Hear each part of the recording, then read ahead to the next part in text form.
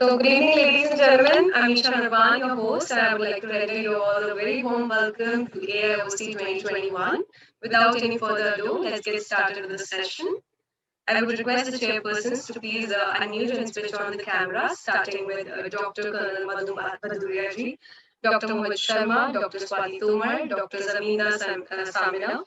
Also, I request our moderators to kindly take over from here, Dr. Aarti Nandia and Dr. Maya Hada. Please, over to you. Good evening, doctor, from scientific committee team. It's 85 minutes session, doctor, and there are 17 speakers. Requesting doctor to stick to 5 minutes each so that we can end this in time. Thank you so much. The session is going to be of 5 minutes, ladies. So, yeah, everybody, all the best. I think the time's been prefixed. Some speakers have 3 minutes and some have 6 minutes. Could you please check? Yeah, that's no issues, madam. No issues, doctor. Read the slides now. No issues. Yeah, still, but we are a long list. So Yeah. right. So chairpersons and moderator within yourself, you can take it. It's 85 minutes. Thank you. Please. Thank you, Isha. That was very sweetly introduced. Good evening, everybody. And it's very nice to be on this academic platform. And I welcome you all this eve for a session, which is Science, Skill, and Beyond.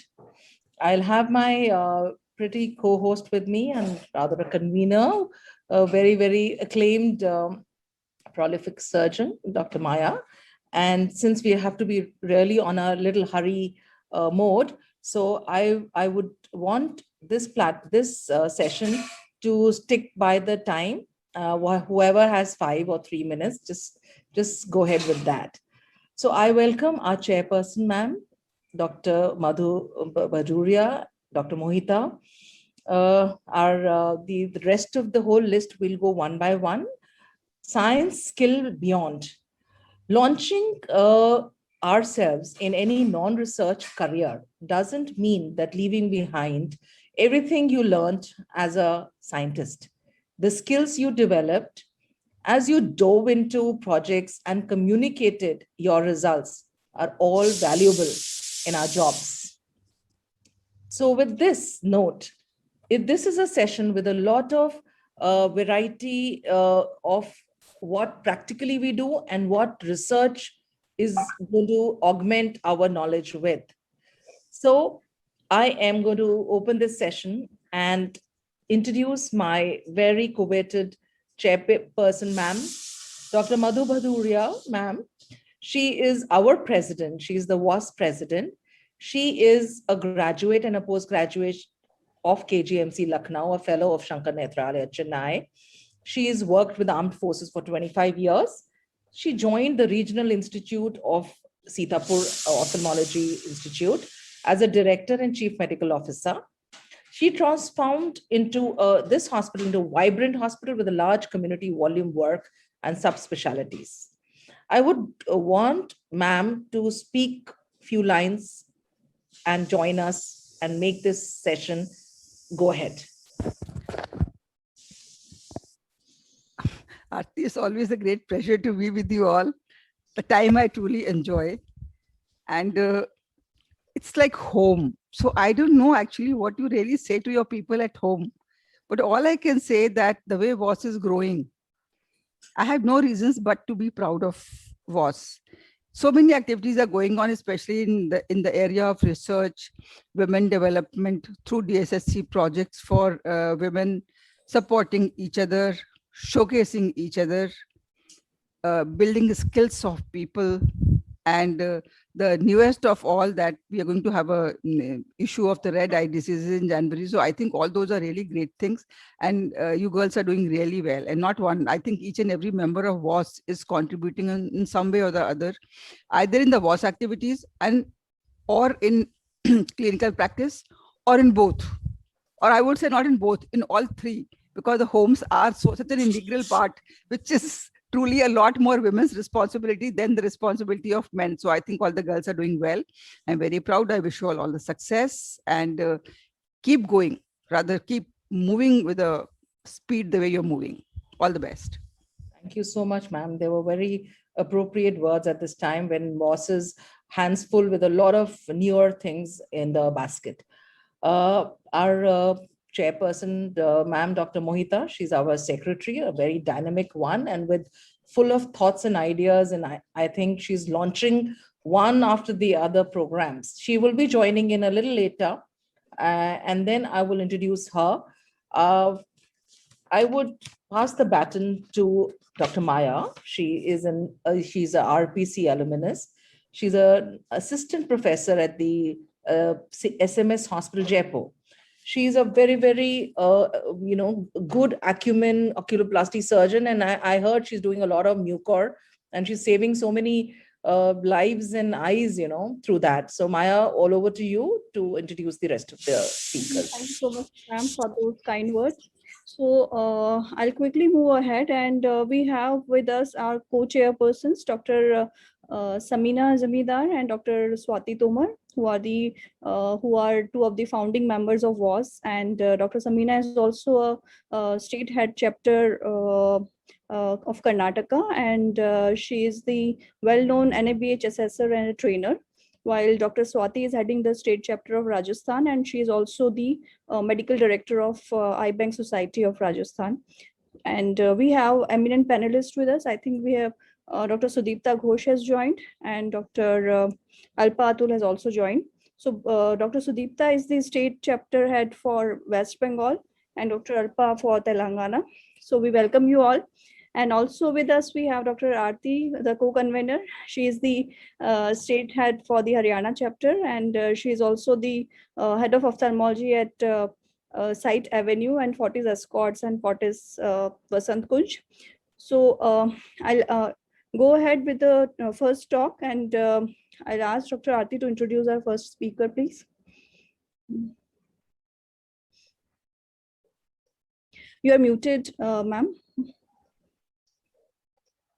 So our first speaker is Dr. Mohita. She is going to join in a little later. So I'll just plunge into the next in the lot. This is Dr. Soumya. She's presently working as a director at the Lopamudra Drishti Eye Hospital. She is honorary secretary of IMA. Very enterprising in such a young age. You are an IMA secretary at Virajpat Kodagu.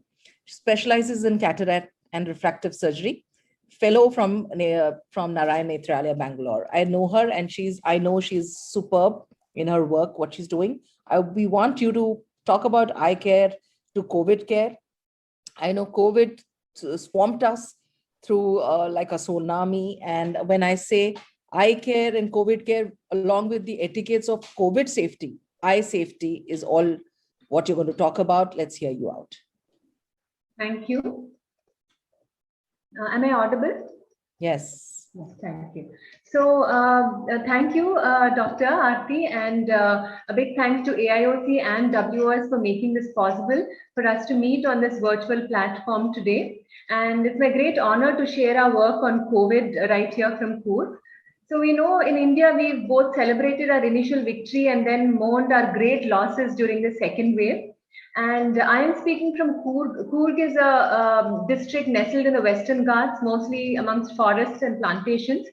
It's the least populous district in Karnataka, but it's also marked by extremely poor health infrastructure, which is one of the reasons why we moved to Coorg. We are Kodavas, so Kodavas are the earliest inhabitants. We are mostly a warrior community, and we're also agriculturists.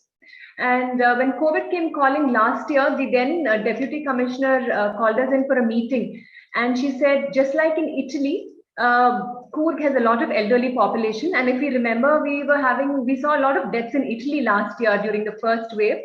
So she said that is going to repeat in Coorg. People are going to fall in great numbers. But God and Goddess Kaveri's grace was on us, and we remained in the green zone for the longest time. But of course, the reality of the poor health infrastructure did not go away. But once the lockdown opened, people started traveling, children started coming back, they started working from home, and there was a lot of inter-district travel. And by the time the second wave came, people had thrown caution to the wind. In April, we were one of the worst hit districts in Karnataka. But even until April 2021, the only COVID center in Coorg was in Madikeri, which was a government center. There was no facility in South Coorg that people could go and get admitted in. And to give you a perspective, if somebody from South Coorg had to travel to Madikeri, which was the only COVID center, they'd have to travel 84 kilometers. And this is along the sinuous roads of the Western Ghats. So this is definitely not an easy feat to do, especially if you're gasping for breath. So this is when we decided to set up a zero billing COVID center, because we knew it can, COVID, if you get admitted and you pay for it, COVID can just wipe out your savings like that. So we knew that we would, get some amount of criticism. We would have some difficulty, but this was a time for us to be there for our people and our community. So we decided to go ahead and take a leap. For people who don't know, COVID care is in 3 tiers. One is the COVID care center. This is where you would host the asymptomatic or stable patients. The dedicated COVID health center caters to patients who need oxygen, who need some amount of attention from the physician, but are not on the ICU. And then the worst hit would be the COVID ICU, where people are extremely critical, and like we know, the mortality is much higher in these people. So we are a dedicated COVID health center. We did not want to set up an ICU because there is no intensivist in South Kodagu. Only the medical college in Madikeri has an ICU because they have access to intensivists. There is one anesthetist in the government sector, but of course, we can't run an ICU, on 1 or 2 people. So this is our hospital, and we had a beautiful yoga hall on the 3rd floor. So what we did is we decided it was more important for us to be there for our community than to have a yoga hall. So we converted the entire 3rd floor and the adjacent wards into a COVID health center. Our 2nd floor was a buffer zone. The 1st and ground floor remained to be our regular patients. We were catering to our regular patients. And to prevent intermixing between the 2 people, we separated the entry for both kinds of people. So COVID patients could access to a separate entry. And we were fortunate that our land is slopey. So we had a separate road where the COVID patients could go directly to the 1st floor and then via ramp to their COVID health center. So I don't even want to start about what things we had to put together. It was literally like starting an entire hospital along with, the permissions from the government. And this we had to do in 10 days in the middle of a pandemic and the lockdown, with all the cost of medical equipment skyrocketing at that point. But we did have a lot of help. A lot of local people came in and pledged their support. People, Kodavas abroad, they sent money via Karuna Trust. And because we as a hospital, we didn't want to handle, people's money. We didn't want to handle donations because we wanted to be extremely transparent about it. We did not accept any donations, but they were all directed via NGOs, local and otherwise. And even Narayan Netralia supported us. They sent us a 10-liter oxygen concentrator right in the beginning of our project. We were very fortunate to have 2 very eminent professors from the University of Florida support us. So every day, each patient is discussed with these professors, and one of them is even an infectious disease specialist, and they've had a lot of experience dealing with COVID. So this has really helped us in the way our outcome has been. So we used only therapies proven by RCTs. Patients got oxygen. They got steroids if their oxygen saturation was falling, and all of them got prophylactic heparin. Nobody received medications like ivermectin or doxycycline. Patients received remdesivir if they were within 7 days of onset of symptoms and after scoring on News2. So News2 is even available online on an app called MedCalc. And if patients had anything more than moderate to high risk, and if they were within 7 days of symptoms, they received remdesivir. We did not have access to repeated CT scans, and that was done only at the beginning during admission. And we didn't do expensive tests like ferritin or interleukin-6 because it was a free center and we wanted to keep our costs low. Antibiotics were not used for COVID pneumonia and were used only in 6 patients. And we are very proud to share that our mortality is less than 2% in our center. So far, we've referred only 3 patients to an ICU, and we had 1 in-house death, and that was mostly for palliative care for a patient who was already suffering from a lot of illness, and they were sure they didn't want to go to an ICU. Food was probably one of the most difficult things to cater for COVID patients. And probably we found it easier to treat the patients than to live up to their standards of culinary taste. Different people have different expectations and you have to cater to all of them. And as of day before yesterday, we've started vaccinating our people. And in the last 2 days, we've vaccinated 530 patients. And this has been the highest in our district to be done by any one center. And the most important takeaway point is that it is very important to watch out for the fall in SpO2. So if your SpO2 is about 98 normally, and then if it is coming to 95 or 94, even then you should watch out and seek attention. So this is the end of my talk. Thank you. This is Coorg. This is where all the magic happens. And once the pandemic ends, you're all most welcome to visit us. Beautifully put, Soumya. And I'm absolutely amazed at the kind of mortality low rate and beautifully how you managed COVID like a physician. I think, you did a wonderful job. And now you are vaccinating. I think we are going to save third wave only if we go ahead with this kind of a attitude, Yeah. So, I feel Dr. Mohita has joined in. Maya, can you see her? Yeah, she's here. She's Ma'am. there? Yeah. I had a question, Dr. Mohita. Dr. Soumya. Are we ready for Hello. questions? Or No, Are we'll we- take them. Sudipto will take them a little bit later. It's a Okay. little packed up session, little packed up. So, Dr. Mohita, I welcome you aboard, and she is the woman behind everything, including the session. She is she's our secretary, and she is a Maulana Azad PG graduate and a PG and an ICO fellow in vitreoretinal from University of Regensburg, Germany. She's founder and chairperson of Tirupati Eye Center. She's very dynamic, and I personally am very impressed with her ways and thought processes. She's going to talk about looking beyond lockdowns. Who better than us know about lockdowns, the curfews, and the kind of, the sudden backup of businesses. And when we say lockdown, I think that is what saved us, because it was basically isolation. It was to do with contact tracing, and it was to do really a very stringent way to go ahead with vaccines. Dr. Mohita, all yours to talk about it. Thank you so much, Aarti. And an amazing talk by Soumya. Really, really inspiring work, and very, very impressed with whatever she did. And in fact, COVID is something which shook all of us. But there are some of us like her who actually took it and started working towards it. And it's really very, very inspiring the way you could do it. Now, what I'm talking about is a kind of a similar topic, looking beyond lockdowns. I'm just sharing some of my experience as to what I have been up to during lockdowns and COVID period in the last 1.5 years.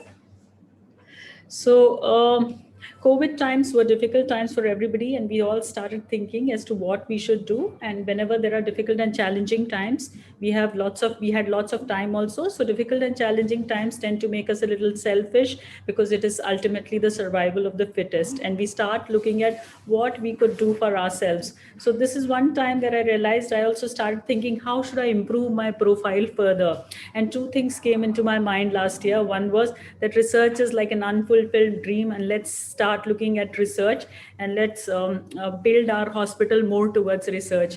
And second was, I was already the secretary of Indian Medical Association Noida chapter, which is a lot of gossip and a lot of work, but also a lot of limelight.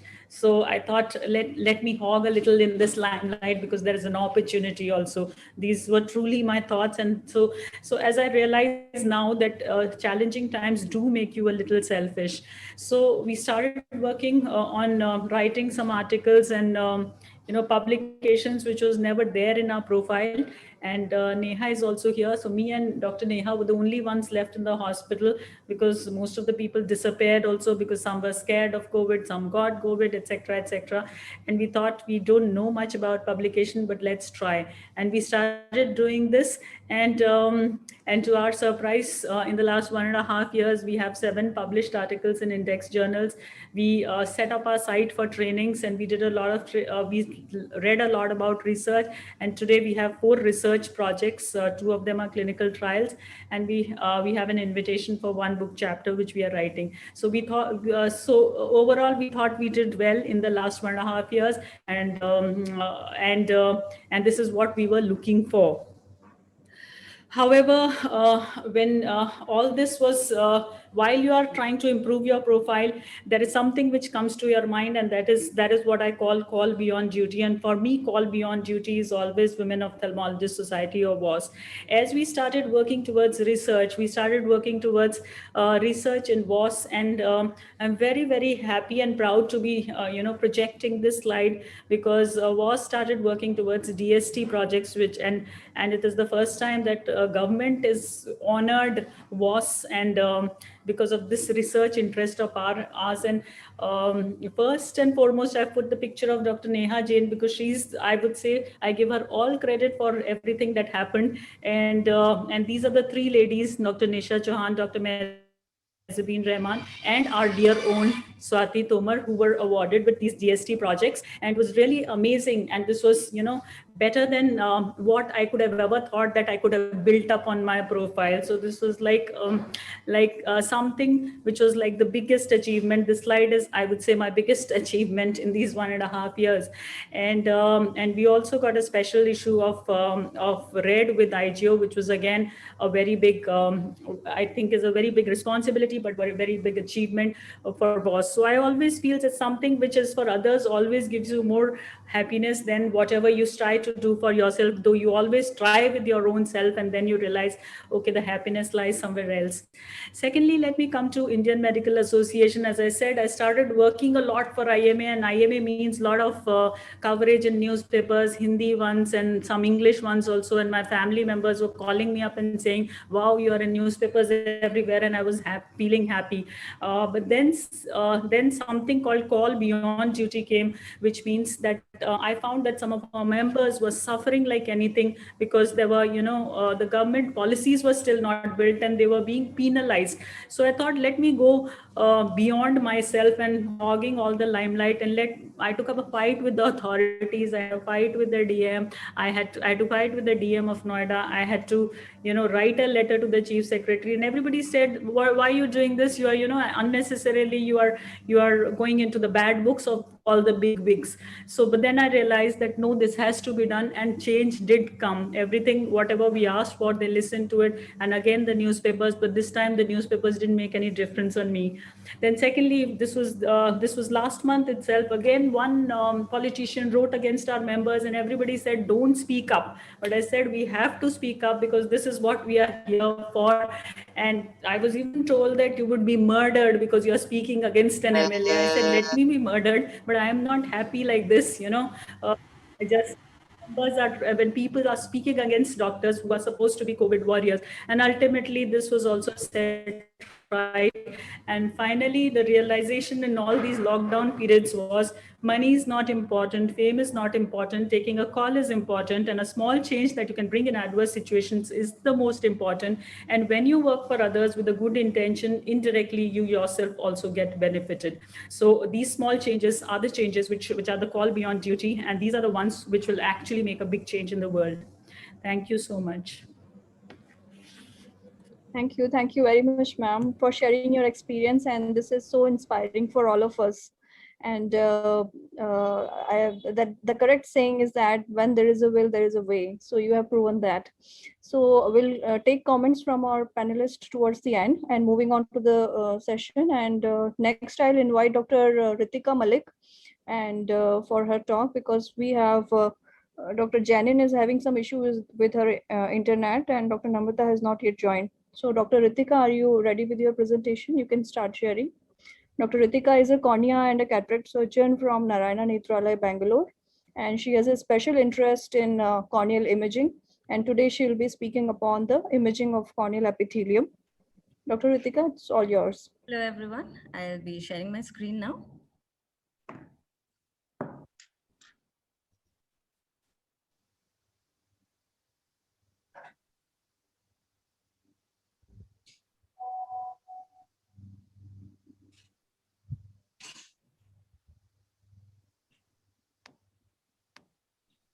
Right.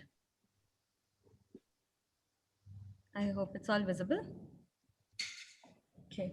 So good evening, everyone. And thank you, Vas, for giving me an opportunity to present my talk on imaging the epithelium and nerves. So let me jump into PowerPoint it. is not visible, Dr. Ritika. Just a minute. I'm sorry. I'll just share it again. Yeah. Okay.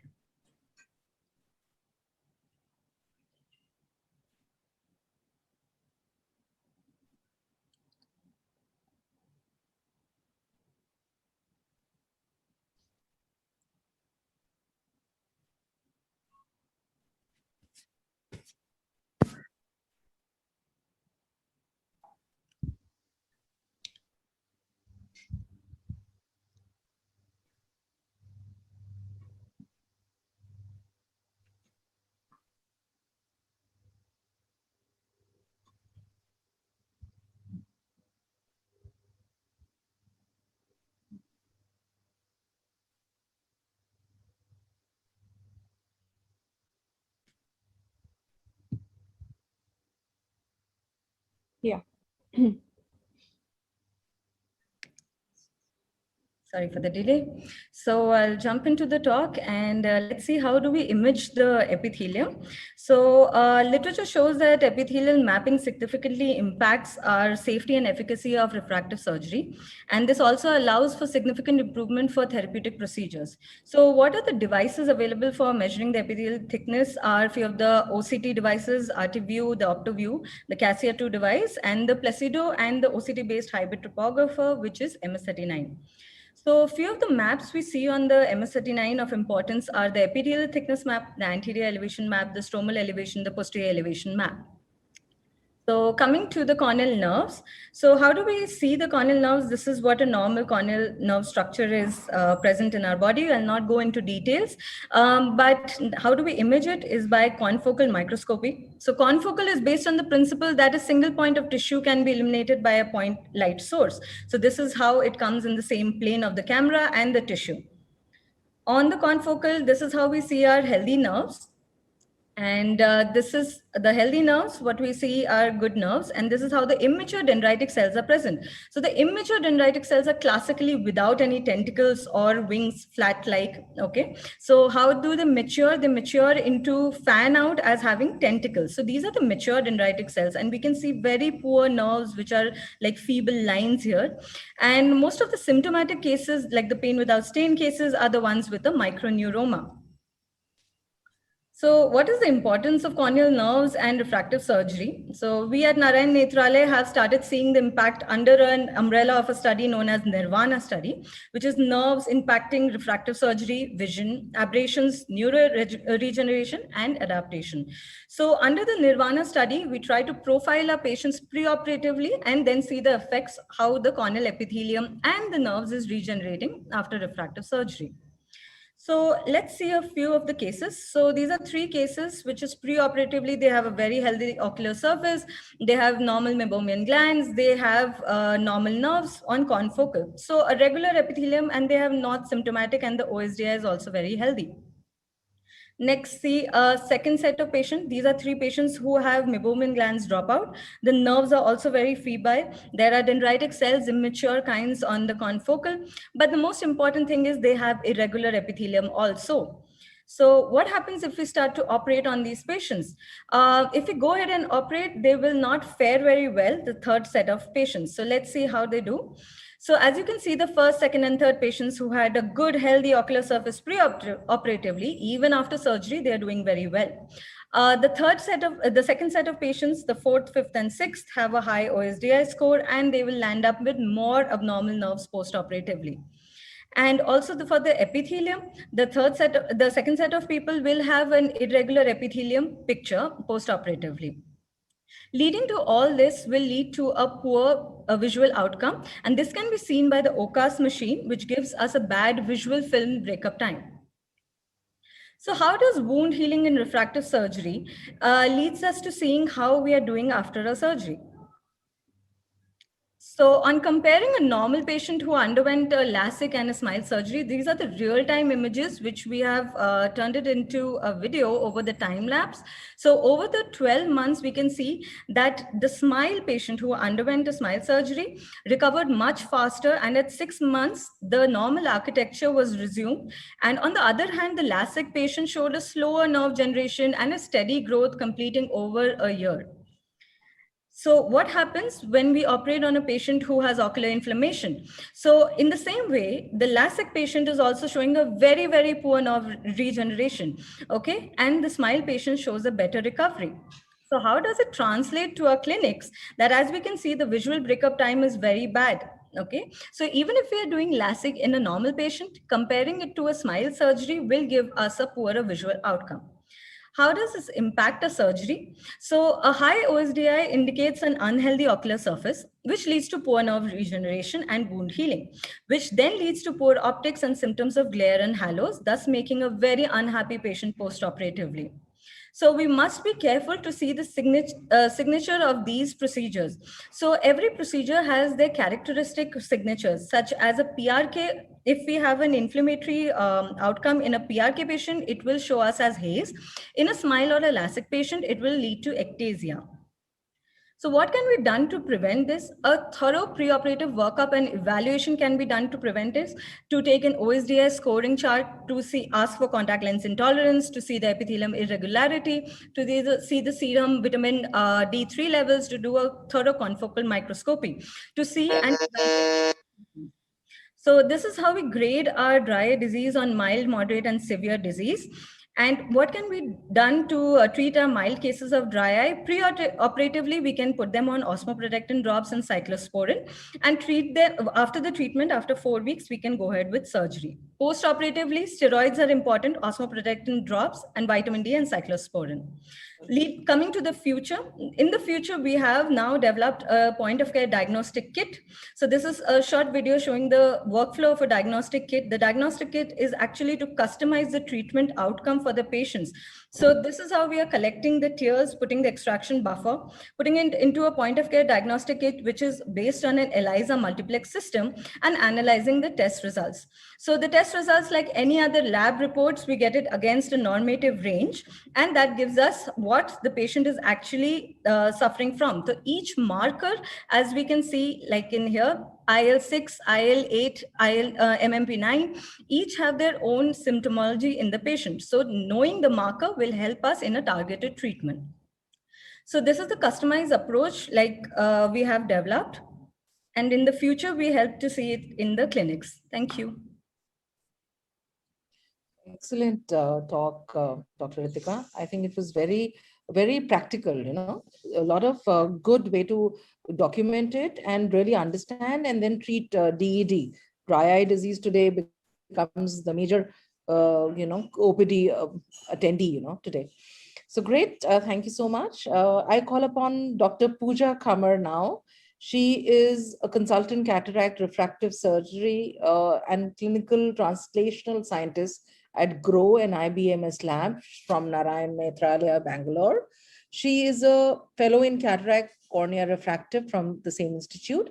And I would want to talk about the fact that she's a PhD, and very few of us colleagues here are so acclaimed. And she is the one who's a PhD in wound healing and refractive surgery from the university in Netherlands.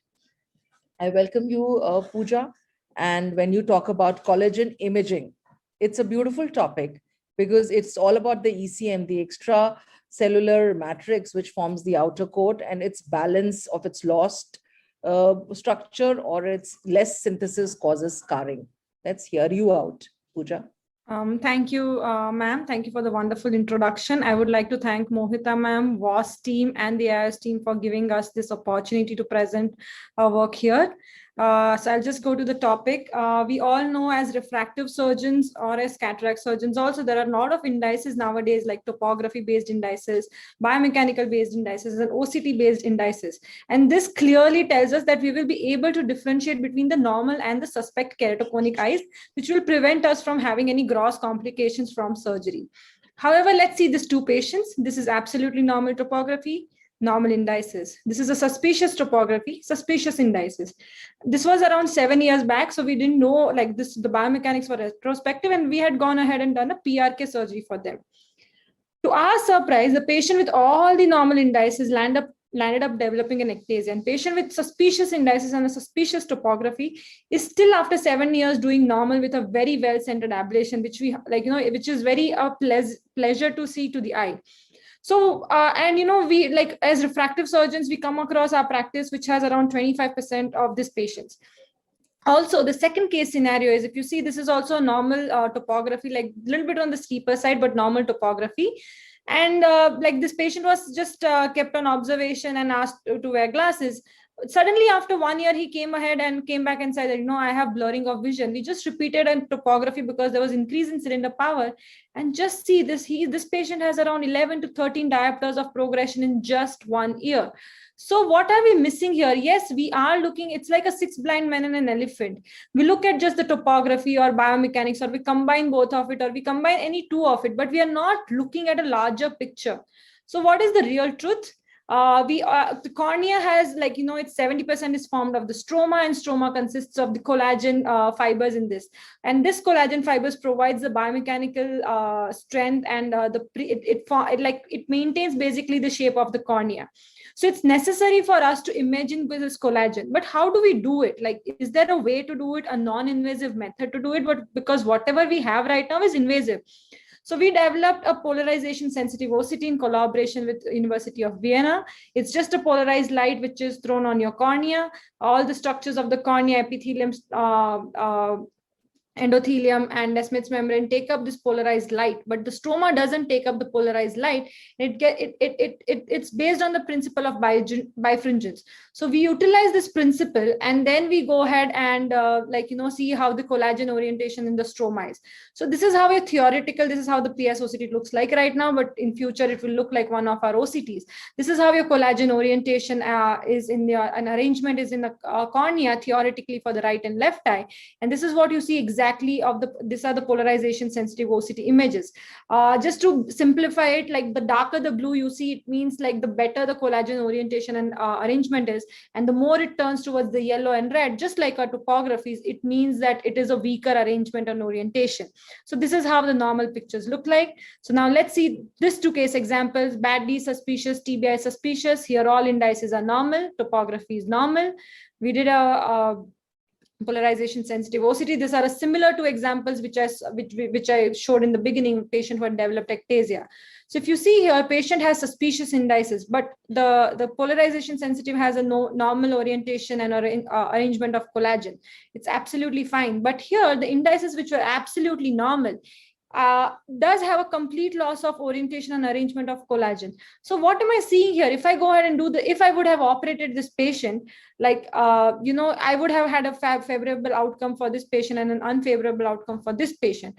So just to, this is what the power of collagen and polarization sensitive OCT is, and which will be in future in our near clinics for all of us.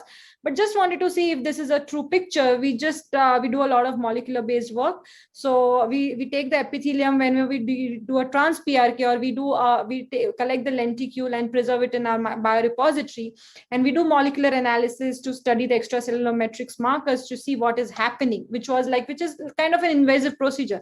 But it's very important for us to link whether what collagen orientation and arrangement we are seeing is same in our molecular markers. So similar to examples, normal indices, abnormal indices, we did a trans PRK and we collected the epithelium. This has a normal PSOCT and this has an abnormal PSOCT. And LOX collagen is just the it holds your cornea into place. If you see the normal collagen has PSOCT has a normal level of collagen here and a normal level of lysyl oxidase, which holds the collagen in place. But the place where the PSOCT, where it shows that there is loss of collagen, you can see that even the collagen is on the lower side. So this technically tells us that what we are seeing in PSOCT matches with your molecular data, which is basically on your eye. So in future, we don't need to do this for all the patients. If you have a PSOCT in our clinic, it will definitely solve the purpose. So it doesn't only have refractive surgery applications, it has applications beyond refractive surgery and KC and cross-linking outcomes. It can be used in diagnosing retinal disorders, post-graft imaging in your cornea, It is just like your GDX, but it's like a little bit superior version of GDX. So it will also help you detect the early changes in the nerve. And we are building the indices just like our topographer so that it's easier for us to read. And soon it will be collaborated with one of the companies and it will be in our hands. Thank you. I would again thank WAS for this opportunity. Thank you. Thank you. Thank you so much, Pooja. And it's always so enlightening to see the kind of the clinical and translational research work that you do at Narayana Nethralaya. And this was so really enlightening. Next, I would call upon Dr. Swati, and she needs no introduction. And she is the first woman corneal surgeon in Rajasthan to perform maximum number of keratoplasties and helping eliminating the corneal blindness in Rajasthan. I'll congratulate Dr. Swati for that. And she is the medical director of Eye Bank Association in Rajasthan and also heading the Swanetra Eye Hospital in Jaipur. Over to you, ma'am. Thank you so much, Maya, for this. It's a very humbling experience also. And I'm really thankful to WAS and Dr. Mohita to have me here. I would basically, I was given some other topic, but I thought of talking about this because I feel that definitely each one of us as a surgeon has a very important learning curve. And I also being, luckily into cornea and anterior segment, and I feel cornea is the most forgiving organ of all the organs of the body. And whatever you might do, you just end up with a beautiful cornea if everything goes on not so bad. So there's certain surgical videos that I'm going to show in DSEC. When I was learning DSEC, I had faced lots of problems, and because I was not in an institutional setup and I was in a private practice. So here I didn't have any cover or anything, but here you see a poorly vitrectomized eye, and I had put this graft, and the graft was very irregular, thin than the rest other grafts, and you could easily see that there is because of the floppy iris, it kept on touching at the back of the graft, and here a bubble was stuck in the center. And in spite of seeing all the videos and watching all the surgeries of surgeons who are doing cornea, when you are stuck, you innovate and think out of the box, and you try and do things which people have not done, and you could land up with a lot of problems even. But you tend to innovate a lot of things during the process of learning. There's a second video here.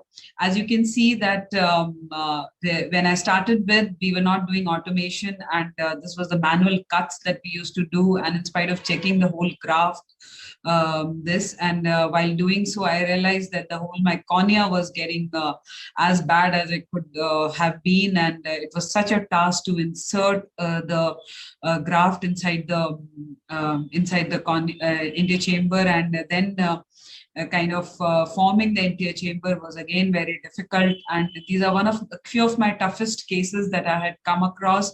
The number is many, because the learning curve was, I don't know about other surgeons, but being an average surgeon, the learning curve was pretty high and steep. And I kept on struggling to put the graft, and we did see that the haze was clearing a little at the periphery, and I could actually visualize some part, but the bubble was not forming, and I had a tough time forming the bubble, and I was really worried about anterior synecdoche being formed, but later on got away with it. Again, there's another video which shows that I usually use a needle to insert the graft, and I made the dissection so thin. DMEC was not there in place at that time, but I think I kind of inadvertently did a very thin graft and inserted with a needle, and this is how my needle got stuck, and the graft was absolutely, in rolls. And later on, to de-roll the graft was such a difficult task. But a lot of times when you are going through all this and you have not an institutional support, that is what you land up with. So these are a couple of my cases that I would just show the pictures. of having a very bad detachment on day one. And as I said, the cornea is so forgiving that I think we humans should learn from that. And this is after rare injection on day 7. Another case on day 7, the cornea looked pretty bad, and my patient was not very happy because he thought that the DSEC is going to do wonders. That is what they searched from Google. And after 3 months, the cornea started clearing, but post 1 year, definitely the cornea cleared a lot. So when you start with a bad cornea and then when you do a good graft, it is okay. But when you land up with a lot of complications like a DSEC detachment or even a smaller detachment, as you can see in the lower right corner, this causes a lot of problem, and it keeps on keeps the patient symptomatic. This was one of the phakic eyes with Wittgenstein syndrome, which you can see that on post of day 1, very irregular dissected cornea. I think I did a very bad job in dissecting a cornea like this, but then gradually when I filled with air injection, the edge always kept on detaching on all the serial OCTs that I did, and I literally had a problem in that area. But then, as I said, the cornea does clear, and we need to have practice patience. A lot of times we just get away with it. There's another another case in which there was a double DM. I did not remove the DM completely and put a graft there, so there are 2 DMs in one. So like this was such a surprise to me when I did an OCT and I thought that the DM was fully removed, and another one, and I did such a small graft that there was a huge gap that I left. So these are the series of cases, and I had these eccentric grafts, the poor manual dissection ranging from pupillary probe to resolved after dilatation. So the list is never ending. So I would always say that when you are doing such kind of surgeries, you'd be very, very grateful, and you should always thank your stars if you get away with it. And the learning curve definitely varies from surgeon to surgeon. Maybe some surgeons who are doing really good.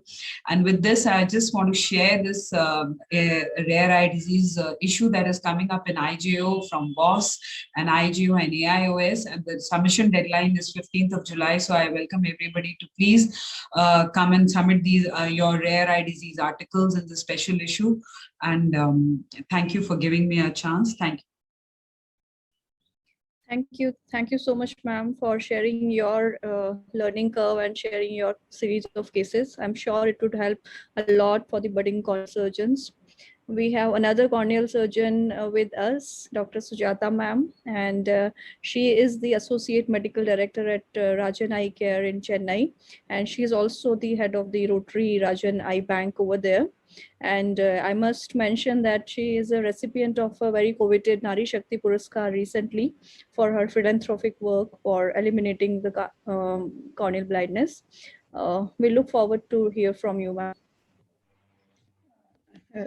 Thank you, everybody. At the outset, I'd like to thank WAS, Mohita Sharma, and the scientific committee for giving me this opportunity. I'm just going to show you 3 videos because I've been given only 6 minutes of DALK and challenging situations. These situations are achieving the big bubble, how to do a manual dissection, and managing a perforation to convert or to proceed. So my go-to in getting a big bubble is using a 30-gauge needle and injecting it deep into the stroma and forming a big bubble.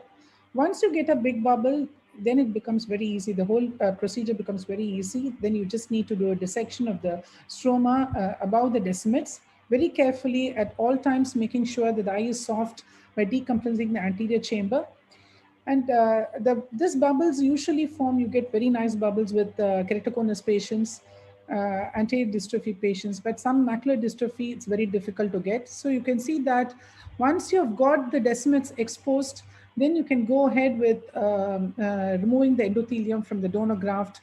And normally I prefer to use the same size donor and complete the surgery, particularly in DALK. This is again a patient with keratoconus with an excellent big bubble. This is actually my first case done in 2004. So this is how the whole thing goes, and the graft is sutured with interrupted sutures, and the procedure is complete. So coming to the next case where I had a problem. Let's see, I got a very nice bubble first.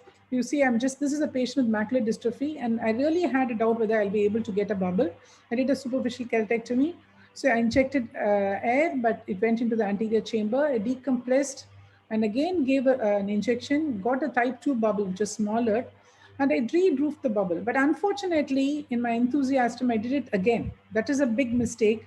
And I touched the DM, and you can see some aqueous coming out. So actually, I had punctured the bubble. And now my problem was that what am I, now all the air is lost. I was not able to find the plane. And so the question is, so I decided to go ahead with the manual dissection.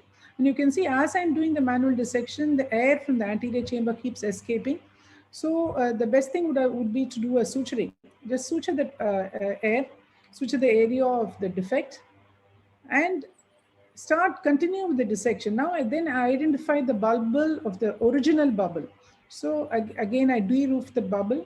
And once I got into that plane, then everything becomes easy. Now, when I injected viscoelastic, we can see that it is separating the Descemet's membrane from the superficial stroma. Then you can go and give multiple cuts using a blunt tip vannas and then expose the endothelium. So in this case, because the bubble was not complete, the periphery needed a little bit more dissection. So to make sure that completely the graft will be sitting properly. And the last thing to do is to remove the suture. And then you can go ahead with removing the endothelium from the donor and using a same size graft. Using a same size graft, particularly in perforation, helps because the chance of double AC is less. This is a pre and the post-operative picture. And you can see the area of perforation as well. A little bit of graft edema persisted for some time, and then by the end of 1 month, he was perfectly all right. So coming to the next case, this again a patient with a stromal dystrophy. Normally, I prefer to put a Fleringa ring on all my cases because in case I need to convert, because most of these patients are young patients, and I always put them under GA. And just to make it quick, you can see that I was not able to achieve the bubble. So I started doing a manual dissection. And there was quite a lot of scarring in this in the dystrophy. So it was quite difficult to do the manual dissection.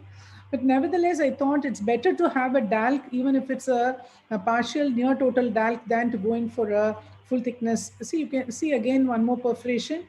So I injected air. The perforation was quite large and I was not able to continue with the procedure. So I sutured it. So in suturing, once you suture, then the air stays behind and then you are able to remove the rest of the stroma. That's a great advantage. And then once you remove the stroma as much as possible, you can go ahead and suture the graft, which has been prepared already. So this is the post-op. You can see the suture in the interface, and the graft is quite clear for the first post-op day. So this is again a patient who had a graft perforation. You can see the post-op, you can see the area of perforation, but these grafts really clear up. And I do an inferior PI in these patients so that I can have a complete airfill. So that prevents an anterior chamber collapsing. This is the last case which I'm going to show you. It's an unresolved hydrops. Patient was having hydrops for more than 15 days. So I gave an air injection, which didn't suffice. So took her up for a venting incisions, followed by an injection of non-expansile C3F8. And because the C3F8 remains in the anterior chamber for a longer time, usually this works very well. In most of my patients, they have really responded well to this. But in the first day post-op, there was some clarity, but you can see that now the whole thing has opened up and it was like an impending perforation. And the graft edema actually had increased much more, as you see in the ASOCT. So I gave air injection just to facilitate my dissection, manual dissection. So, I mean, it's not a conventional method to do during an active hydrops to do a DALC. But in this case, the patient was already 1 month into this hydrops, not responding because of the size of the hydrops.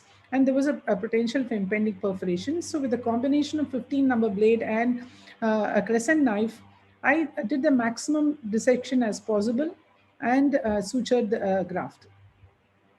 So this patient actually did pretty well, and post-operatively, she had actually a high myopia as well. So in addition to her myopia, so you can see the area of perforation. This central area was perforated, and you can see the irregular thickness of the stroma in the first week. But Over a period of time, it became extremely thin once endothelium started working, and she did very well.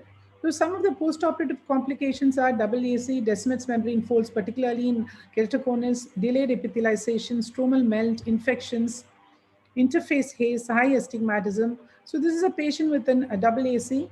AAC, the best thing would be to give an air injection and push in the patient. Otherwise, if it's a recurrent, then you go for a C3F8 or SF6 gas. Or in a persistent AAC, I've even changed a graft to a smaller size graft. So again, another problem with DALC is delayed epithelial healing, as you can see, because of graft host disparity.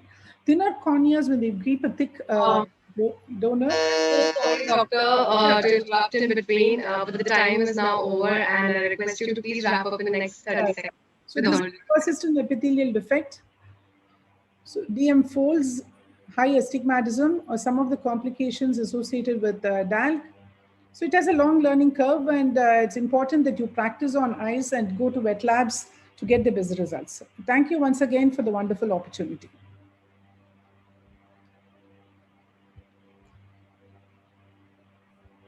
That was a wonderful talk, ma'am. And I think you very well tackled all the surgeries you took up and the way you innovated the ones which couldn't have a bubble.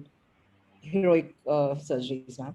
I'll call upon Dr. Sheetal Mahuvakar. She is a senior consultant cataract cornea refractive surgeon at the Retina Foundation, Ahmedabad. She specializes in cornea, cataract, refractive, with special interest in complex cataract surgery, secondary IOLs, complex ocular surface surgeries. She is going to talk on ocular surface review. When I see ocular surface anywhere, I always feel this is the most important structure. It is the 86% which falls under the Meibomian diseases. And it's all about hyperosmolarity, which is going to lead to apoptosis and to lead to a reduced mucin. So it's all a lot to hear on DED. Let's hear you, Dr. Sheetal, to make us crack such diseases. Go ahead. Thank you. Thank you so much, Dr. Aarti. At the outset, am I audible? Yeah. Yes. Yeah. At the outset, I would like to thank Dr. Mohita and the entire WAS team for giving me this opportunity. Ocular surface, as I think a lot of my friends know, that a topic very, very close to my heart. So what do we mean by ocular surface is basically it is conjunctiva cornea and a healthy limbus with healthy limbal stem cells. Now, what it does is with the healthy limbal stem cells and the tear film, it maintains the equilibrium of the ocular surface and it helps us to provide the clear vision. Whenever this gets disturbed, we have this plethora of ocular surface disorders which can happen, like a severe dry eye in primary or secondary Sjogren's syndrome. Chemical injuries, acute as well as chronic, which can cause a picture like this, where there could be a lot of symblepharons or granuloma formations. Limbal stem cell deficiencies, there could be a lot of reasons like VKCs, like your post-chemical injuries or any kind of systemic conditions. The most deadly disease for me is the ocular cicatricial pemphigoid, because it's sometimes if not treated early with severe immunosuppression, aggressive immunosuppression, can lead to blindness very fast. And last but not the least, something like Stevens-Johnson syndrome, where you get a lot of dryness, symblepharon, and keratinization of the ocular surface, which could lead to something like a bone dry surface at the end stage. So what I'll be doing is I'll be sharing few of my cases. So this is a case of a child with SJS syndrome who came with pain and foreign body sensation. As you can see, the whole lid margin is keratinized. Now this is a mucocutaneous junction which gets affected in SJS, and the dermal epithelium starts coming over this non-keratinized epithelium of the tarsal conjunctiva. What happens is whenever we blink, this is the area, the mucocutaneous area comes in contact with the ocular surface and it starts breaking your ocular surface and starts affecting it. So when we see these cases early in the stages at something like this, where there are just small erosions in superiorly and inferiorly, this is the right time to do a lid mucous membrane graft, where we obtain a biopsy from lip mucosa or a buccal mucosa. many a times what we have seen is if we do these cases at an early stage, we see the reversal of the corneal changes, including the vascularization. This is a case, again, a very close, a case very close to my heart, a 26-year-old male, systemic condition, although we could not diagnose anything, but he had a lot of rashes on the whole body, and he had bilateral limbal stem cell deficiency. I avoided this patient for a year or so because he came early in my surface journey, actually. And after a year or so, I decided to go ahead with Alloslate. There are only two choices when there is a bilateral limbal stem cell deficiency. Either we can do keratoprosthesis or we can do simple limbal epithelial transplant. Now, because both the eyes are involved, we have to do allo. So we took the limbal biopsy from a father, and we did the SLED. So this is a case where you can see how his epithelium is improving. And now I have a long follow-up, in fact, for this patient, more than 4 years or so. And he's maintaining vision pretty well. He's maintaining ocular surface pretty well. And he is on immunosuppression, systemic immunosuppression.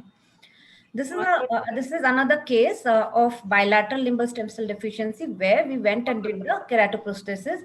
In keratoprosthesis, BCL is very important to maintain the carrier graft, carrier corneal graft, to maintain its integrity. So sometimes we have to do the modifications, like in this case, we did a keratoprosthesis, but the BCL could not be placed. So we put the amniotic membrane and did the medial and lateral tarsorrhaphy.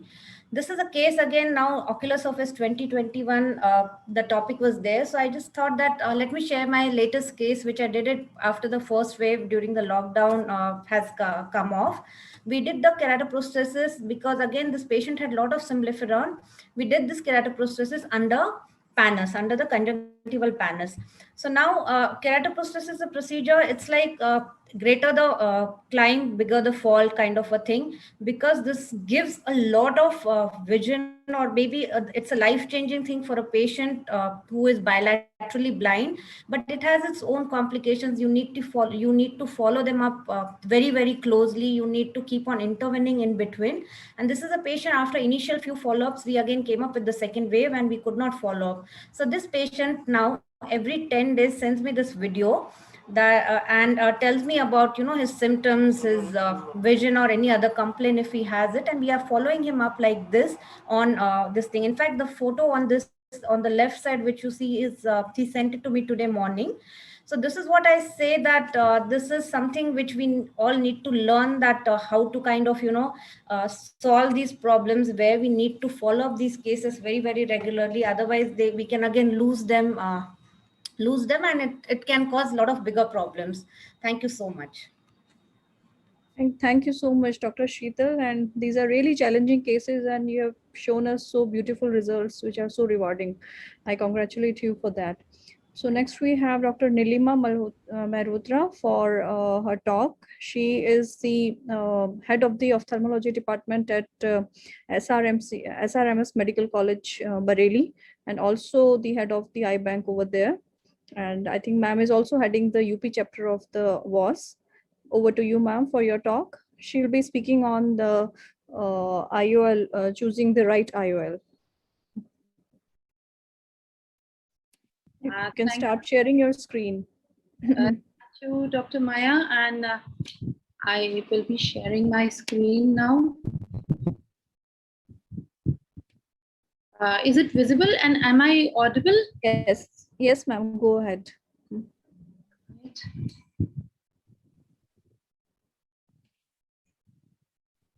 All right, good afternoon, and I'm really enjoying this WAS session here. Thanks a lot to all of WAS and Dr. Mohita and AIOC for having me here. And the topic I'm going to talk on today is choosing the right IOL, which will win you your patient over for life. This is one of the things we all are commonly doing in our routine practice.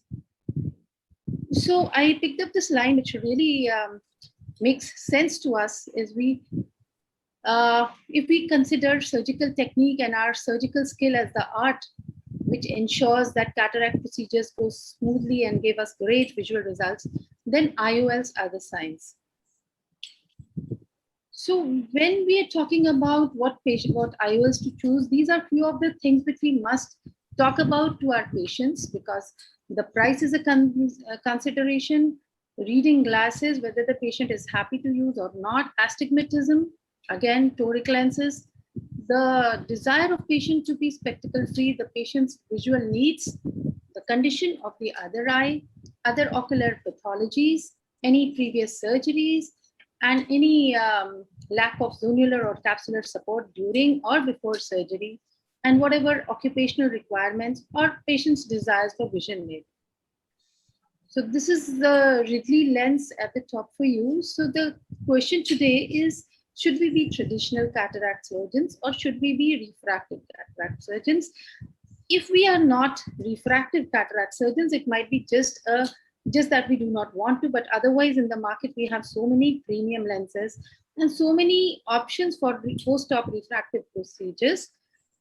So why we go in for all these lenses is because we want our patients to be more and more satisfied with the post-operative visual results. Why we don't use these lenses is also because we know our patients get really dissatisfied, which may be because of over expectations at some times, or maybe because of uncorrected visual acuity not being 6x6 or 20x20. So we must not only think of the most premium lenses to use, but also think of enhancing post-operative visual acuity, because that is what drives patient satisfaction. Because what our patients want is everything. One of the studies by Scalhorn showed that patients after LASIK who had vision of 20/25, about 20%, 1/5 of the patients were not happy. So we need to target 20x20 vision. Post-op laser tuning or piggyback lenses. It may be intimidating thought for us to tell our patients to go in for another surgery, and we might be too busy cataract surgeons to do it, but this is what we should think. If we do not want to, there is still something at the horizon, that is the lenses which can be customized to patients' desires, patients' vision, and these are the light adjustable IOLs, which would be there for us. Pre-op measurements may not equate to post-op outcomes.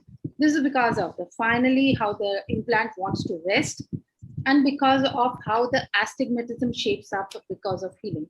So these light adjustable lenses, after 3 weeks of post-op, we can laser change their power to suit what the patient wants. So these are the truly customized lenses, and they're almost there in the market for us. So do we have a lens which is advanced enough to be called premium? Probably or probably not. So what you choose is from a wide range. We have a wide range because we don't have the best one yet. What do surgeons, according to 1 or 2 surveys which I was looking up, how do they rank the premium features they want in a lens? Asphericity, which is there in all our monofocal lenses also, and toric design are the top things which they want, because they want to target the astigmatism, which is so disturbing to vision afterwards. Monofocal lenses are still our bread and butter. Most of surgeons, for most of their patients, want to do the monofocal lenses because of the ease of their use, ease of insertion. There are preloaded ones, slow unfolding. You can position them perfectly. There is consistency of results. You can sleep happily. There is reliable outcomes. Glistenings, reflections, any of the dysphotopsias are not there. And these lenses are really versatile. You can put them in the sulcus, God forbid. So these are some of the lenses which we are all commonly using.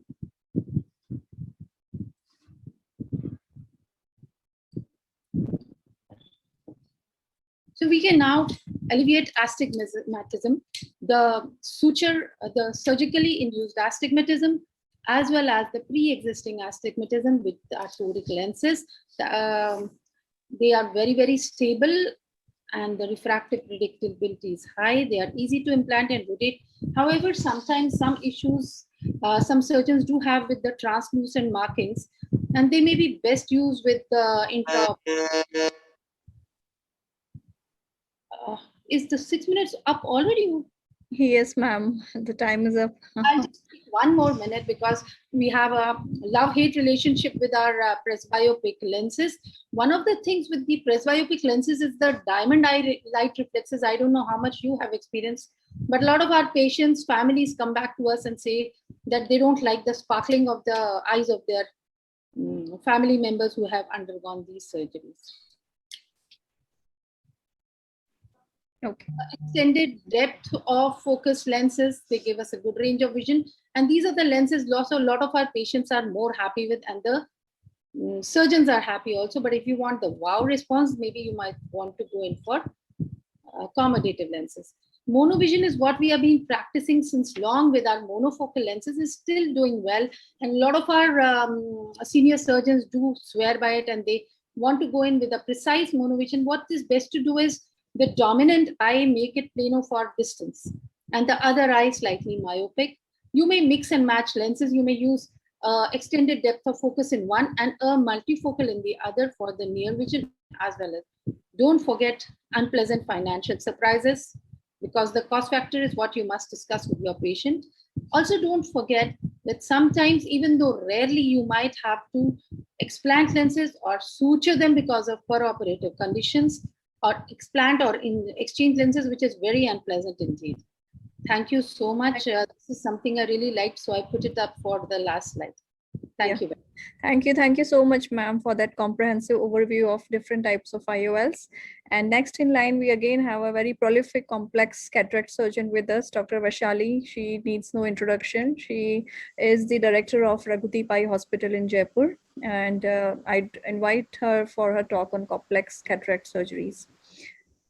Very popular pediatric cataract surgeon as well globally. Over to you, Dr. Vaishali. Thank you so much, Maya, and thank you, Mohita ma'am, Aarti ma'am, and everybody in the AIOS Scientific Committee. I will not take too much time. So I'll be showing this case. It's not terribly complex like the cases we saw in the beginning, but this is a 16-year-old boy with an injury, and we see that there are multiple issues. The pupil is torn and ragged, and there is a white cataract, and there is a tear in the capsule. So what we do first, what I wanted to show is that always start with a small incision until you reach the stage where you need a large incision for an IOL, particularly in these young guys.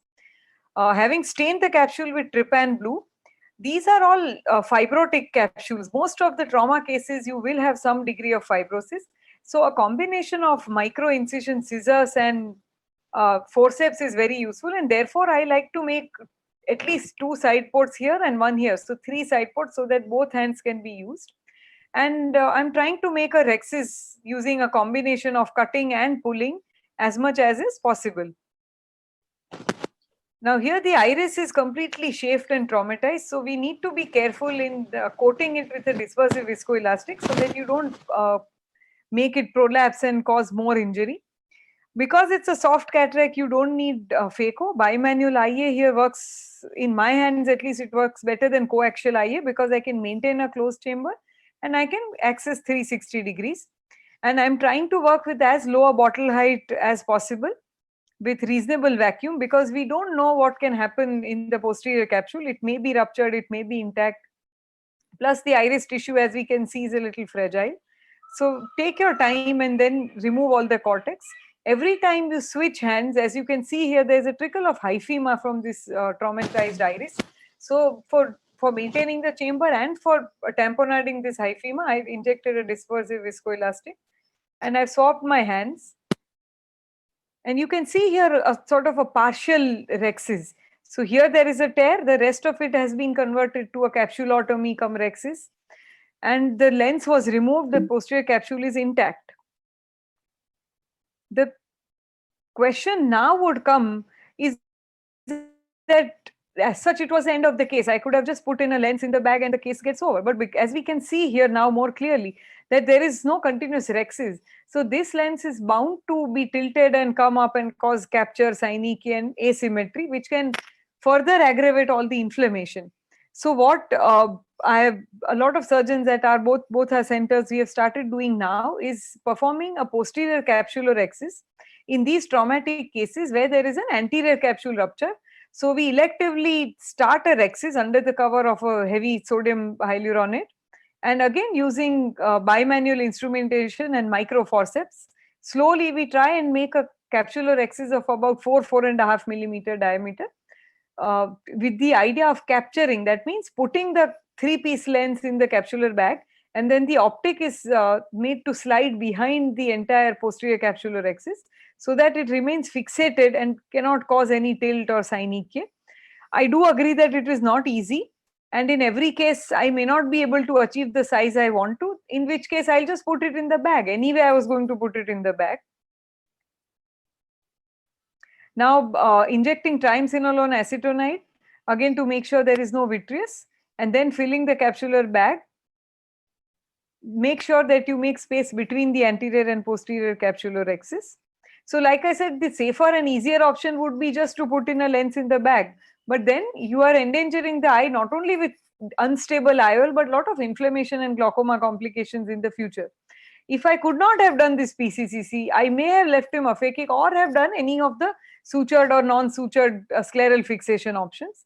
So what my first choice here is to try and put a 3-piece lens, and this animation shows why. Because you have captured the lens through the posterior axis, it is hopefully going to remain stable because it's a young child. Now I prefer to do a manual implantation. You could use a cartridge, and obviously the incision needs to be enlarged to 3.2 or more at this point. Anyway, the eye is going to be sutured, so I don't think the size of the incision is too much of an ego issue here. This technique only works with any kind of a 3-piece foldable IOL or even a single piece PMMA IOL. But for that, you would obviously need a much larger incision. Now, because it's a young boy, because the pupil is so traumatized, I'm using the single pass 4th row pupilloplasty technique and trying to create some semblance of a round pupil. It's not perfect, but at least in this quadrant where there's complete loss and tattering of the iris, this would also prevent synechia or peripheral anterior synechia in the future. And the incision, although it's only 3.3 millimeter, has been sutured because again, young boy trauma, we don't want any kind of instability. And this is what the child looked like post-operatively, not the ideal scenario what you wanted, but at least you have a good quiet eye and a stable IOL and a decent pupil. So I think that's from my side. Yeah, I think that was a perfect timing, Vaishali, and a perfect stepwise approach to a very difficult case. And the end result was absolutely wonderful and very good. Thank you, ma'am. Vision for the boy makes his life a better one for the rest of his life. Now I invite the doyen of smiles, because she has the prettiest smile. She's the refractive surgeon since 1994. So I think the longest tenure surgeon, first person in the world to do one incision smile, pioneer and an early investigator who helped develop the technique of smile. First in the world to use Circle software in a patient for retreatment in smile. Trained more than 1,700 ophthalmologists across the world. One of them is me also, so I'm very privileged. I call upon the smiling lady, Dr. Rupal Shah, to talk all about her journey of smiles. Welcome you, ma'am. Thank you, Aarti. That really put a smile on my face. Am I audible? Yes. And my slides are visible? Yes. Yeah. Thank you so much for inviting me for this wonderful session. And congratulations for the organizers of DOS, WOS, that you guys are doing a wonderful job. I'm a consultant to Carl Zeiss Meditech. I'm going to be describing my journey of smile. And I hope that it is going to be inspirational for others, because at the end, I will just give you a take-home message. So basically, I got this opportunity to study this particular procedure right in the beginning. There were only 250 eyes done in the world by Professor Walter Secundo and Marcus Blum from Germany. And they started their clinical studies in 2006 and published their initial results. And after that, they had shown that the procedure was feasible, was accurate, but the vision recovery was too slow. And at the Center for Sight and UMC, we started these studies in August 2008.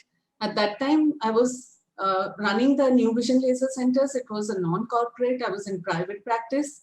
And this came like a big opportunity. I was doing only refractive surgery for years together. And looking at the procedure, I thought that there was an intuition that it looked like a procedure that can have a great future. So with great enthusiasm, we took this opportunity. And we were very surprised initially with the initial few eyes also. about the accuracy of the results. And these were the first few eyes done in the world with no nomogram adjustment. And yet the refractive error correction would be right to the dot. At 1 year, we found that more than 95% of our eyes were within plus or minus 0.5 diopters, which was even more encouraging. I was also surprised by the surgical ease. Believe me, I had not seen a single procedure getting done before I did my first flex, because they could not just arrange any procedures to be seen in Germany. We waited for a month. And then I said that just show me a video and let me just start. And we started. And I could actually do it. And I found that there was no corneal edema, not much corneal edema, no haze. Of course, since no one had performed single incision smile before, I also needed to design some instrument to facilitate it. And the thing that was bothering us all the most was the long vision recovery period. This is the first flex procedure, but I don't, for the want of time, I'm not going to touch upon it. In the initial study, we first started with flex. Flex was not like the modern day smile. Here we would make 2 passes of the femtosecond laser, but the second pass ended up in a flap. So we had a whole cut. So you can open a flap, peel out the lenticle from the base, and then put the flap back.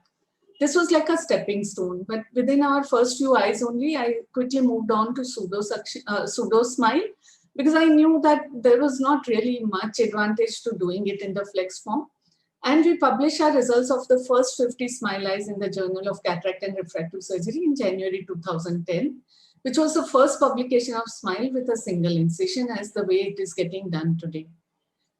Obviously, the slow vision recovery was a matter of great concern, especially since the origin of the slow recovery was simply not understood. It always used to baffle us. And therefore, several alternative explanations and theories were constructed, and we conducted several interventions to rule out these theories. So one theory was that we thought that maybe there is excessive inflammation because you are doing 2 passes of the laser. So we started putting a drop of steroid in one of the eyes in the interface. In the contralateral eye, we didn't put, but it didn't work. We tried putting a bandage contact lens in one eye and not in the other, and next day the recovery would be the same in both eyes. And we also tried doing a PTK on the undersurface of the flap and the remaining corneal surface to rule out surface roughness, but none of these interventions gave a good result. So the insight into visual recovery came from the observation that in certain patients, we could actually make out that next day this patient will do well. And so we went back and looked at those, and we found that wherever there was a smooth, no bubble formation in the center while the procedure was getting done, we were getting good results. And this is the explanation, that the first pass would go through and make a nice cut, but the bubbles will soon coalesce, and then the second pass would go through this irregular surface. So when you remove the lenticle, you are left with an anterior surface which is irregular, and the epithelium comes to the rescue and just heals over a period of time this irregularity. So we suggested to change the scanning pattern. This was the original scanning pattern, where we used to go from center to the periphery for posterior pass and followed by the side cut of the lenticle. I'll just take half a minute. And the second pass would come from periphery to the center. And you can see by the time the second pass is reaching the center, there is a lot of bubble accumulation in the center, and it's causing it to be very, very irregular. So you can imagine when you remove that lenticle, you're going to have a vision recovery which is not so good. So we suggested simply a change in the pattern of scanning, which is the way it is getting done now. And Zeiss complied, and we then went on to doing it this way, where we did the first pass in the posterior plane from periphery to center. And you can see now the center is not showing so much accumulation of bubble. When the second pass is going through it, the bubbles come up later, and therefore they would not have much vision impact on the vision. And you can see this eureka moment. While we had only 65% unchanged or gained vision at 1 week and 94% slowly creeping at 6 months to unchanged or gained, simply changing the pattern of scanning gave us 83% unchanged or gain at 1 week and 98% unchanged or gain at 6 months. So you can see the difference, and that gave all the understanding for the future improvements. And this happened then very quickly. So we could increase the frequency from 200 to 500 kilohertz. Then they were increasing the spot spacing. Every effort was made to make sure that there were no bubble accumulation in the center before the second pass would form. And this led to a more precise and an absolutely state-of-the-art procedure, which is how it is getting performed today. The current focus for improvement today is just coming to an end. I'm focusing right now on increased surgical ease. Ultimate idea is to have a free floating lenticule, and so I'm trying to play with the frequency, spot spacing, and lenticule thickness. The remarkable aspects are that it's been remaining the same since so many years. The predictability, safety. More than 3 million procedures have been done. As a take-home message, I just want to add one thing, that if there is opportunity thrown towards you, please grab it with both your hands and give in your best, all in terms of all the experiences that you have, and apply yourself, and you can actually succeed. Thank you so much, and I'm sorry to exceed my time. Thank you, ma'am, for sharing your experience and those practical tips regarding SMILE. So next we have Dr. Silky Singla, a very dynamic young WAS member, and she'll be speaking upon the SupraCore. Dr. Silky, you can start sharing your screen. She is a fellow at Tirupati Eye Care Center.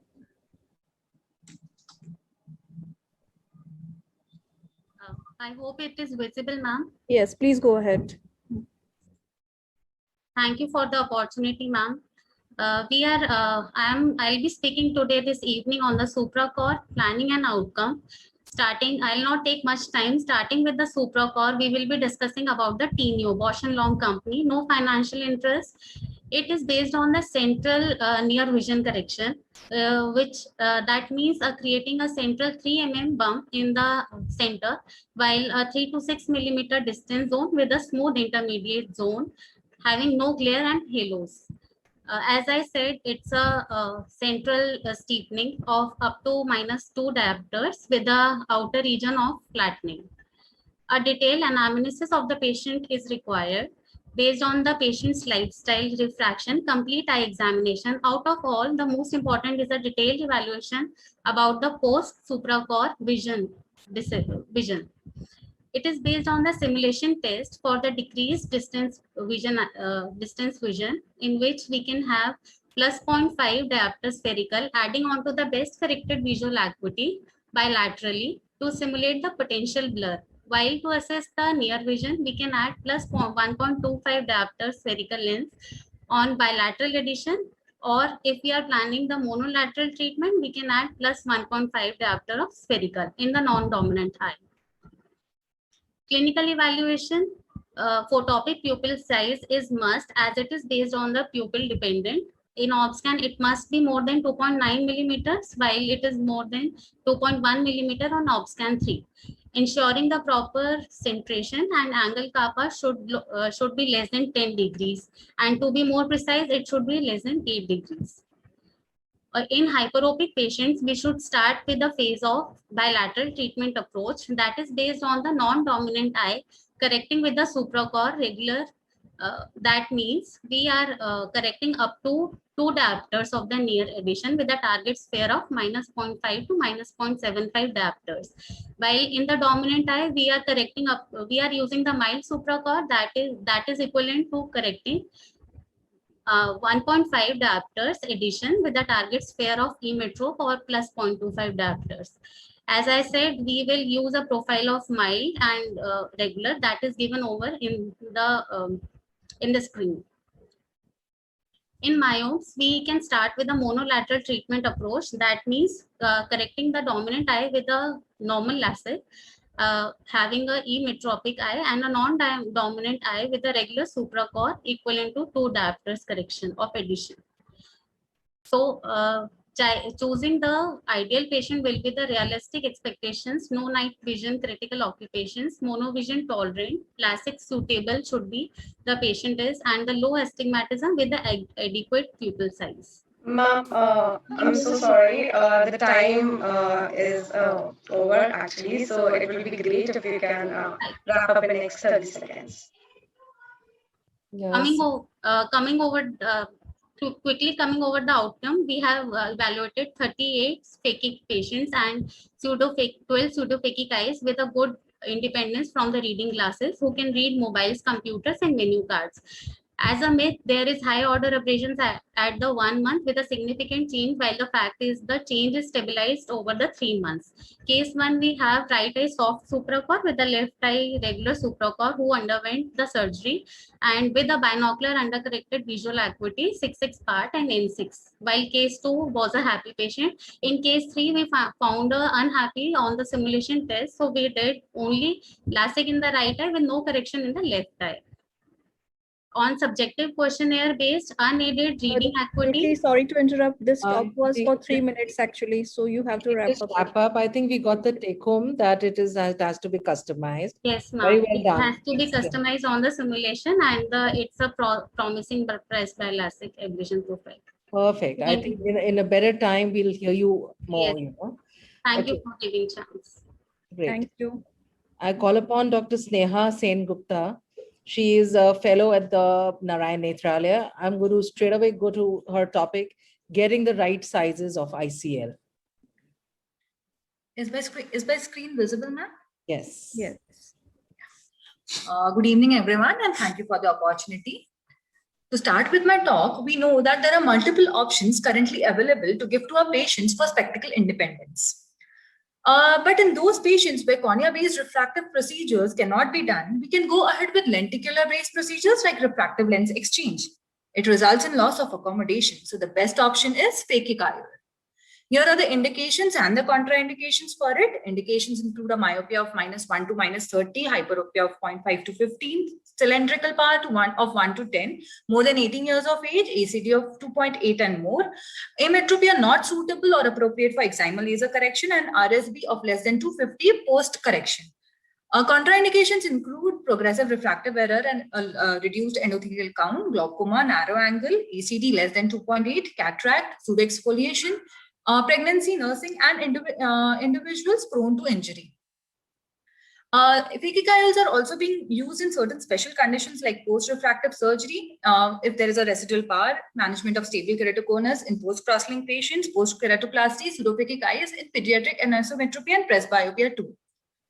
Now, evolution of phakic IOLs from angle supported to iris fixated and posterior chamber has decreased the complications, but currently the most encountered one is due to imperfect sizing. Here are the types of posterior chamber phakic IOLs.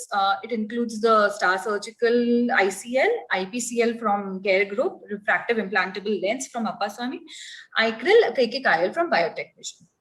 Now the workup includes vision refraction, slit lamp evaluation, a squint orthoptic evaluation, glaucoma evaluation, specular microscopy, optical biometry, corneal topography, white to white, UBM, anterior segment OCT and aberrometry are optional, and a dilated retinal examination.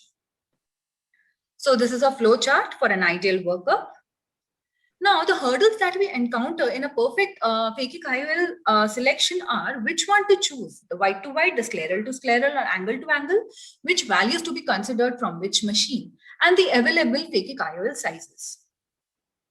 Now, the most important for phakic IOL calculation is the refraction, and accurate refraction is the foundation for a good ICL selection. And for the sizing is the white to white, which is most important for the ICL sizing. Now, why correct sizing is important is a larger IOL can result in a higher vault, anterior bulging, and pigment dispersion, endothelial damage, raised IOP, and angle closure. A smaller phakic ICL can result in lower vault, anterior lens touch, and cataract, and post-op rotation of ICL. Now, a vault is a distance between the posterior surface of the ICL and the anterior surface of the lens. The vault limit should be between 50 to 250. It should range from 250 to 700. Now, we can either use a white to white, or sulcus to sulcus, or angle to angle to measure the, to calculate the size of the phakic IOL. White to white can be from OBSCAN or manual measurement. I'm so sorry. Thank you so much. The time's up, and we can call upon the next speaker now. Sorry, Dr. Sneha, but now no problem. Yeah, the time is for 3 minutes for the rest of the talks. So I quickly invite Dr. Neha to please share her screen, and she'll be speaking on a very important WAS initiative, that is the Rare Eye Disease Registry. Dr. Neha, please, your talk of the time of the talk is 3 minutes. Yeah. Please Good evening. So I'll be talking about a very important and new initiative of WAS, which is the RED group or the Rare Eye Disease Group. So I'll share a video which will basically give a background of what this Rare Eye Disease Group is all about.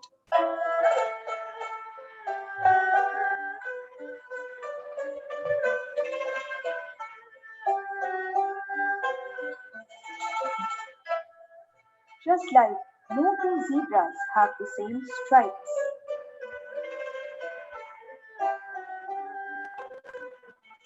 Each of the rare and genetic eye disorder that we encounter in our clinic is different.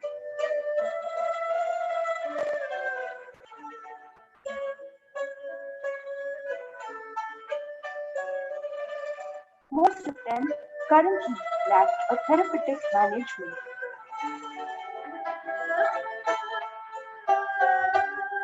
Let us all come together and form the RED group dedicated to the rare eye diseases. The rare eye disorders vary across the country. It's time the clinicians from different parts of the country come together and help in forming a cloud-based national eye registry and contribute towards research for discovering newer therapeutics in the management of the rare eye diseases.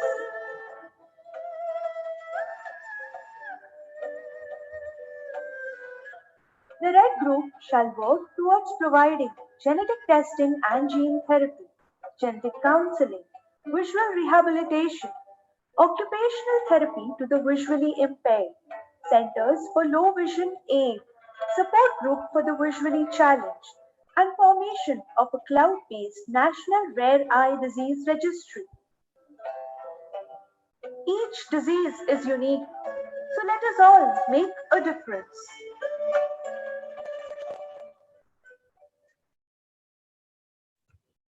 So the rare diseases, they don't have any universal definition, and especially in developing countries like India, there is no standard definition. So there are some rare eye disease registries present across the world, which is in Europe, Africa, and America, but none exists in India right now. Hence the idea behind creation of the RED group to collaborate, research, and report unique disorders. So this is what the aim of the RED group is, to form a support group for rehabilitation, counseling, genetic therapy, and provision of low vision aids to the patients, and creation of a national registry. So how do we do this? So we had a sensitization meeting in October last year where we decided that Neha, sorry to interrupt. I think we'll have to wrap it up because we are running short of time, really. Yeah, I'm so sorry. Yeah, the beautiful video. I congratulate you for that. Dr. Anuprita, can you please start sharing your screen? And now we'll have just 2 minutes for this talk as per the instructions from the chairpersons, because the next session is already running short of time. So please go ahead, Dr. Anuprita. It will be for 2 minutes.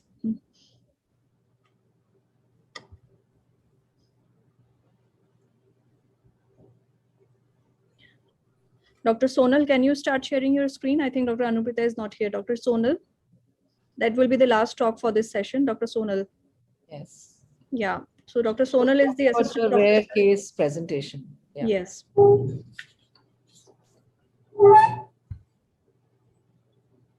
Is my screen visible? Yes, please go ahead.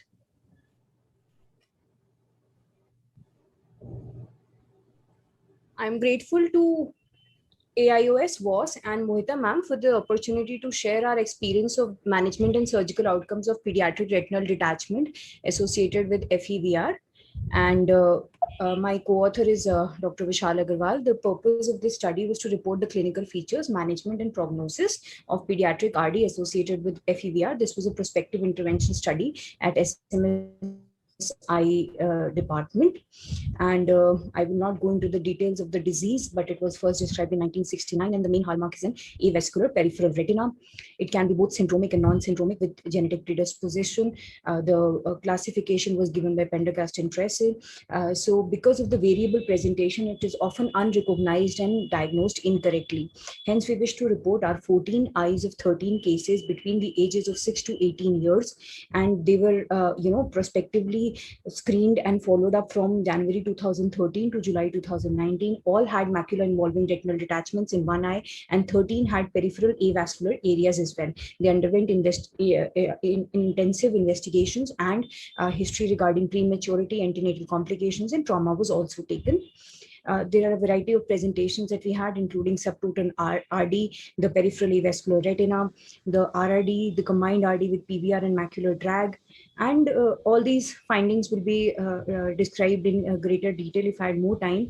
But coming to the results very quickly, all 14 eyes underwent surgery, and 4 with scleral buckling and 10 with pars plana vitrectomy with silicone oil with or without preoperative anti-VEGF.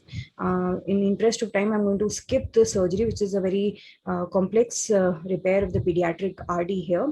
And so coming to our results, 13 out of the 14 cases had attached retina at the final follow-up, and the final visual acuity improved in 13 eyes. And the best visual acuity was 6/18 in 2 cases. And the siblings were also screened. We have a variety of our post-operative pictures as well, showing good results. And there was no leak after the laser also. These are the patients showing the post-buckling reattached to retina, and post-surgery pics after the pars plana vitrectomy. Coming on to just the conclusion, which is that strong suspicion and thorough clinical examination is needed. And this particular case series was to summarize that the early diagnosis is of paramount importance in view of the progressive nature and poor prognosis, but if diagnosed early, they can have very good clinical outcome. Thanking you all for a patient audience. Lovely. Thank you so much, ma'am. Thank you to all the chairpersons and the The speakers. session was beautiful, and I can see Sir there for the next session, Dr. Mahipal sir. So everybody wind up, and I think there was a lot of science discussed. Lovely, and see you all in the next session. Thank you to all the chairpersons and speakers. It was a lovely session, very informative. Thank you very much. Have a good evening. Thank you. Thank you.